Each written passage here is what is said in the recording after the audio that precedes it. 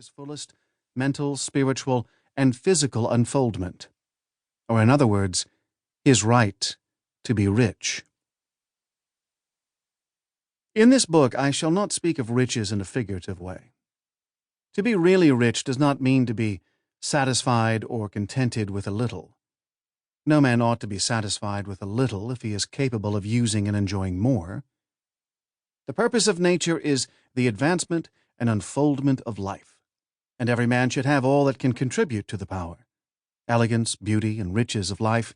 To be content with less is sinful.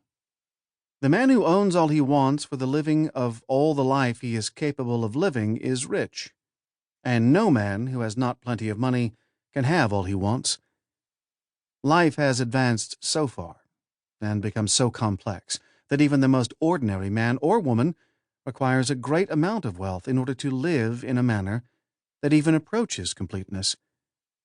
Every person naturally wants to become all that they are capable of becoming. This desire to realize innate possibilities is inherent in human nature. We cannot help wanting to be all that we can be. Success in life is becoming what you want to be. You can become what you want to be only by making use of things, and you can have the free use of things only as you become rich enough to buy them. To understand the science of getting rich is therefore the most essential of all knowledge. There is nothing wrong in wanting to get rich. The desire for riches is really the desire for a richer, fuller, and more abundant life. And that desire is praiseworthy. The man who does not desire to live more abundantly is abnormal.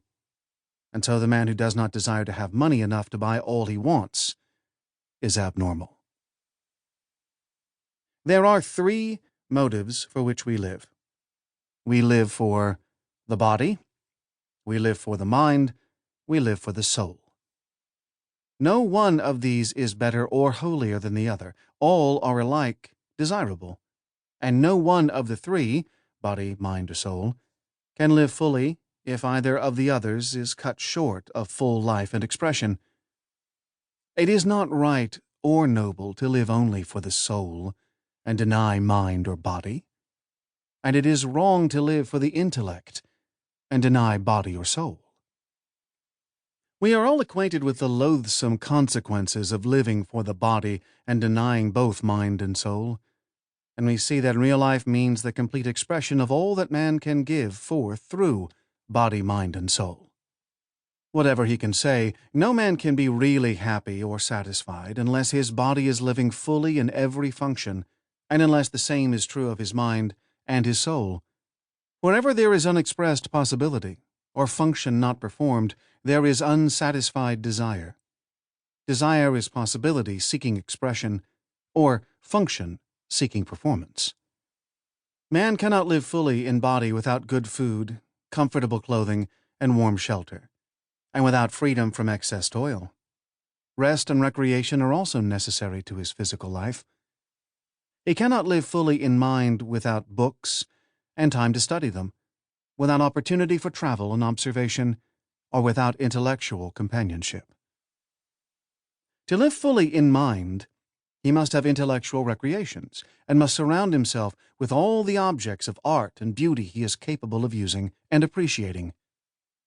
To live fully in soul, man must have love, and love is denied expression by poverty. A man's highest happiness is found in the bestowal of benefits on those he loves. Love finds its most natural and spontaneous expression in giving. The man who has nothing to give cannot fill his place as a husband or father, as a citizen, or as a man.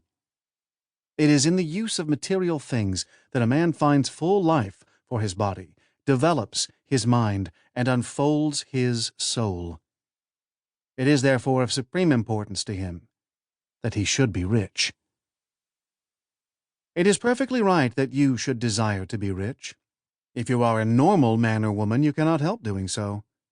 It is perfectly right that you should give your best attention to the science of getting rich, for it is the noblest and most necessary of all studies. If you neglect this study, you are derelict in your duty to yourself.